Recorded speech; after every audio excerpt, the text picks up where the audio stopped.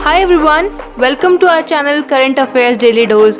आज है 15 अक्टूबर 2020 और आज के वीडियो में हम बात करने वाले हैं आज की करंट अफेयर्स पर बेस्ड क्वेश्चंस और उनसे जुड़े फैक्ट्स के बारे में। तो चलिए शुरू करते हैं बिना किसी देरी के। Now the first question of the day is, हाल ही में किस दवा कंपनी ने कोरोना वैक्सीन की ट्रायल को फिलहाल रोक दिया है? Recently, which pharmaceutical company has currently stopped the trial of corona vaccine? Option A, Johnson and Johnson, B, Pfizer, C, Bayer, and D, Genentech. So friends, the right answer is option A, Johnson and Johnson.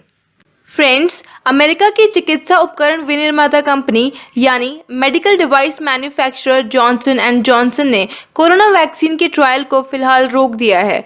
इस महीने की शुरुआत में Johnson and Johnson America में vaccine तैयार करने वाली उन कंपनियों की लिस्ट में शामिल हुआ जो कि प्रायोगिक कोरोना वैक्सीन परीक्षण यानी एक्सपेरिमेंटल कोरोना वैक्सीन ट्रायल से आगे बढ़ते हुए मानव परीक्षण चरण यानी ह्यूमन टेस्टिंग फेज में पहुंचा।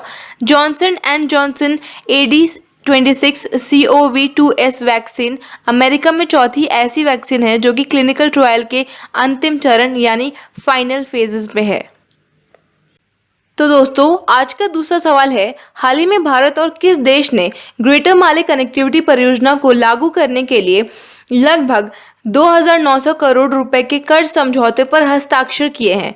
Recently, India and which country signed a loan agreement of about rupees 2,900 crore for the implementation of Greater Male Connectivity Project?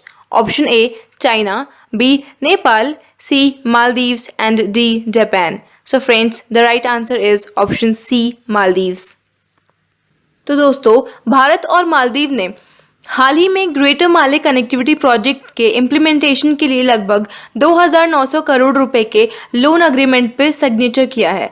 यह मालदीव की सबसे बड़ी कनेक्टिविटी और बुनियादी ढांचा यानी इंफ्रास्ट्रक्चर प्रोजेक्ट होगी और इससे पहले मालदीव ने कोरोना काल में भारत से मिली आर्थिक मदद के लिए भी आभार जताया था।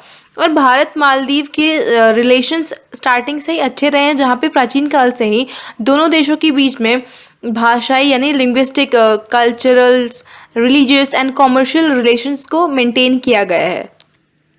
Now the third question is, रक्षा मंत्री राजनाथ सिंह ने बॉर्डर रोड ऑर्गेनाइजेशन द्वारा तैयार इनमें से कितने पुलों का एक साथ उद्घाटन किया है? How many of the following bridges prepared by the Border Road Organization have been inaugurated by Defense Minister Rajnath Singh?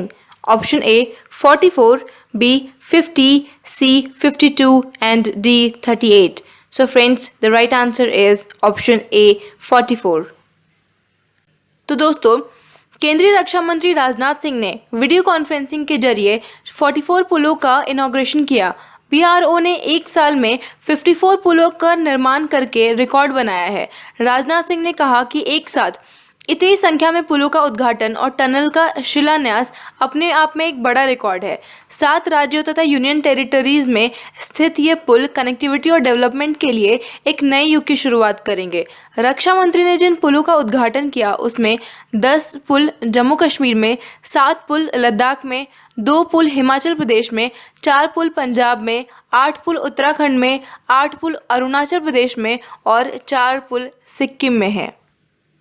Now the fourth question of the day is, विश्व बैंक की एक रिपोर्ट के अनुसार कोविड-19 के चलते लंबे समय तक स्कूल बंद रहने से किस देश को 400 अरब अमेरिकी डॉलर से अधिक का नुकसान हो सकता है? According to a World Bank report, which country could suffer more than $400 billion due to prolonged school closure due to COVID-19? Option A, India, B, Nepal, C, China, and D, Bangladesh. So friends, इस question का सही answer है option A, India. तो दोस्तों, विश्व bank की एक report के अनुसार कोविड-19 के चलते लंबे समय तक स्कूल बंद रहने से भारत को $400 बिलियन से अधिक का नुकसान हो सकता है। विश्व बैंक की इस रिपोर्ट में कहा गया है कि इसके अलावा पढ़ाई को होने वाला नुकसान अलग है। रिपोर्ट में कहा गया कि मौजूदा हालत में साउथ एशियन रीजन्स में स्कूलों के बंद रहने से $62 बिलियन का नुकसान हो सकता है।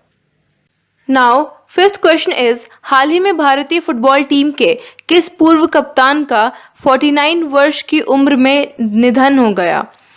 Which of the former captains of the Indian football team died recently at the age of 49?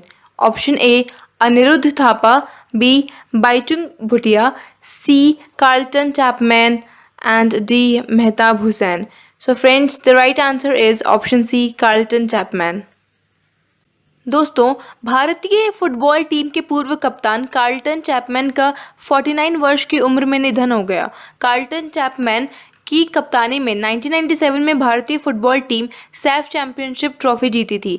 Bharat के लिए उन्होंने 39 मैच खेले और 6 गोल किए, जिसमें से 5 तब किए जब वह टीम के कप्तान थे।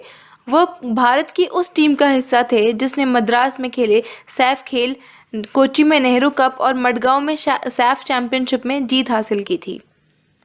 तो दोस्तों, आज का 6th क्वेश्चन है, भारत को वर्ष 2020 की असमानता घटाने की प्रतिबद्धता सूचकांक में 158 देशों में से कितने स्थान पर रखा गया है? At what position India has been ranked among 158 countries in the commitment to reducing inequality index in 2020? Option A 129th, B 139th, C 149th, and D 125th. So friends, the right answer is option A 129th. तो दोस्तों, भारत को साल 2020 के असमानता घटाने की प्रतिबद्धता सूचकांक यानी commitment to reducing inequality index में 158 कंट्रीज़ में 129th पोजीशन पर रखा गया है और ये इस इंडेक्स का 3rd एडिशन है जो कि कोविड-19 के समय में असमानता से निपटने यानी इनइक्वालिटी को कैसे टैकल कर रहे हैं उसके ऊपर फोकस्ड है। और वर्ष 2020 के CRI इंडेक्स में नॉर्वे टॉप पोजीशन पर है और 158 पोजीशन पर साउथ सूडान सूचकांक यानी इंडेक्स में सबसे कम रैंकिंग वाला देश है। Now the 7th question is हाल ही में किस देश को फाइनेंशियल एक्शन टास्क फोर्स की ग्रे लिस्ट में बरकरार रखा गया है? Which country was recently retained in the grey list of the Financial Action Task Force FATF? Option A Nepal, B China, C India, and D Pakistan. So friends, the right answer is option D Pakistan. तो friends, financial action task force FATF ने घोषणा की कि पाकिस्तान को संगठन की grey सूची के तहत रखा जाएगा। FATF के एशिया प्रशांत समूह ने follow up report on mutual evaluation of Pakistan topic से एक रिपोर्ट प्रेजेंट की है और पाकिस्तान को ग्रे लिस्ट में डालने का फैसला इस रिपोर्ट के आधार पर लिया गया था।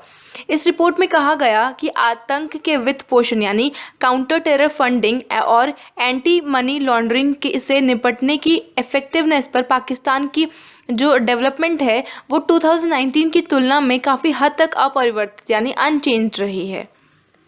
नाउ क्वेश्चन नंबर 8 इज अंतर्राष्ट्रीय आपदा न्यूनीकरण दिवस इनमें से किस दिन मनाया जाता है? International day for disaster reduction is observed on which of the following days? Option A 10th January, B 12th March, C 13th October and D 15th April. So friends, the right answer is option C 13th October.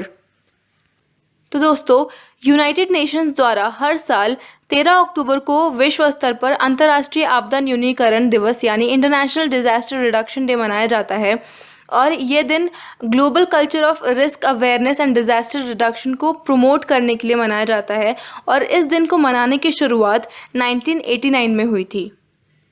Now the 9th question is किस राज्य सरकार ने हाल ही में जल परीक्षण के लिए मोबाइल वैन सेवा शुरू की है?